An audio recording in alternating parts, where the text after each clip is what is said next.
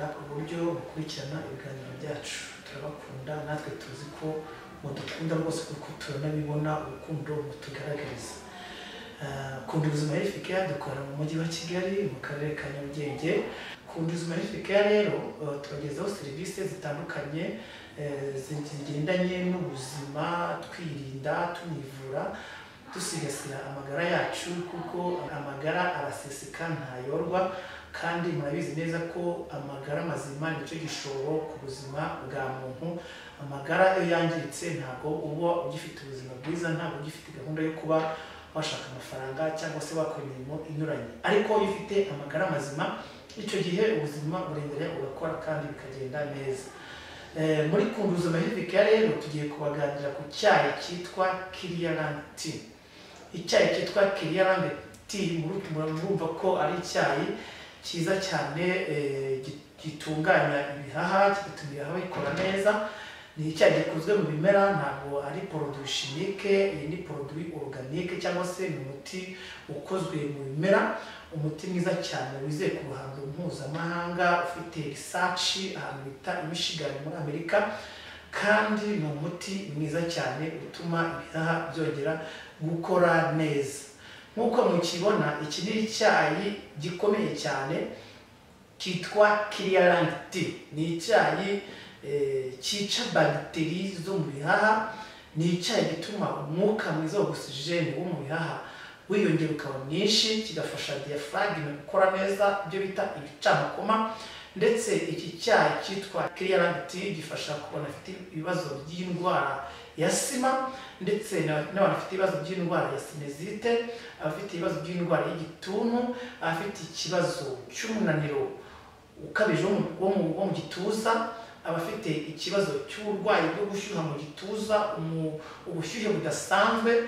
Icyo gihe agakoresha iki cyayi cyitwa Clearland Tea, gihita gicubya ubwo bushyuhe ndetse kikanakura imyanda itera kanseri y'ibihaha ndetse na infection pulmonaire. Abantu bafite ikibazo cy'inkorora ya karande idacika bagakoresha kino cyayi, cyagenda kikabikuraho. Abantu bafite ikibazo cy'ururenda, ndavuga nka garande salivaire idakora neza, bagakoresha iki cyayi cyitwa Clearland Tea, cyagenda kikabikuraho.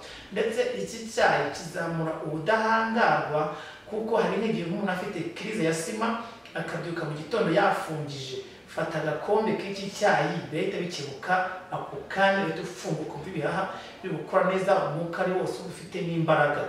Tuzi ko ibihaha iyo byatangiye kugira imbaraga nkeya, akenshi na kenshi no kuzamuka umusozi ntibyemera, no gukora akazi ntibyemera, no kugenda ntibyemera, kandi umuntu ufite ibihaha atangira kubyimba ibice by'umubiri. Iyo ibyo bihaha birwaye ugatangira kumva ubyimbye, ugatangira kumva batangiye kubyimbagana, icyo gihe gana kwa muganga ubifitiye ububasha, arebe ko ibihaha byawe ari bizima, cyangwa se byatatswe n'amavirusi cyangwa se amabagiteri, cyangwa se byarabyimbye, cyangwa se byarajemo ibara rajya gusa n'umwijima. Icyo gihe muganga iyo amajije gukonfirma ko ibihaha byawe birwaye, werekeza kwa muganga akaguha imiti ibifitiye ububasha, ariko utirengagije ko hari n'imiti iri organique ifasha ibihaha gukora neza.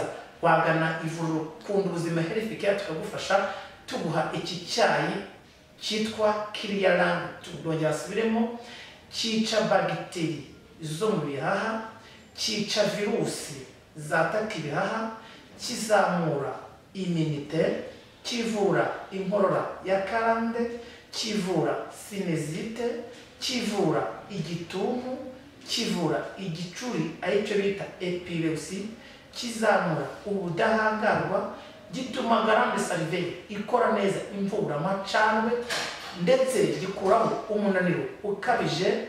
Iki cyayi gikuraho ubushyuhe bwo mu gituza, kumva uremeye mu gituza birakira bikavaho.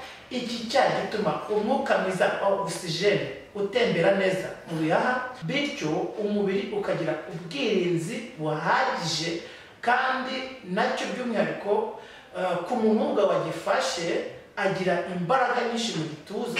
Burya imbaraga z'umugabo ziba mu gituza zikaba ku mpyiko. Mu gihe rero umugabo ukumva ufite imbaraga nke mu gice cy'igituza, gerageza kujya kwa muganga arebe impamvu ibitera. Gikenewe by'umwihariko n'abantu banyweye itabi rikabazengereza ndetse bakagira ikibazo cy'amanikotine mu bihaha. Icyo gikoresho kino cyayi kiragenda kigakuraho izo nikotine cyangwa se urwo ruhumbu ruba rwaragiye mu bihaha. Ikindi kiyongeyeho, abantu bakora mu nganda bakunda kugira ibibazo by'imyuka mibi yo mu nganda cyangwa se ibyokotsi, bikagenda bigatuma systeme respiratoire idakora neza. Agakoresha kino cyayi kirabafasha. Ikindi, abantu bakunda kugira ikibazo cy'imikungugu y'ahantu hadasanzwe cyangwa se mu kirima itari nziza, kino cyayi kirabafasha.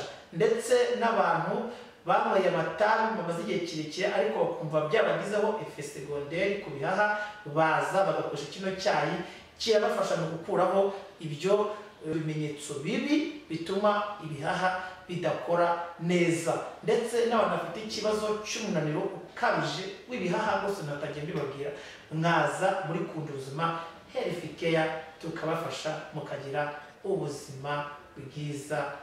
Ukeneye iki cyayi wadusanga aho dukorera cyangwa ukaduhamagara kuri 078 56 86 68 kabiri cyangwa 073 65 515.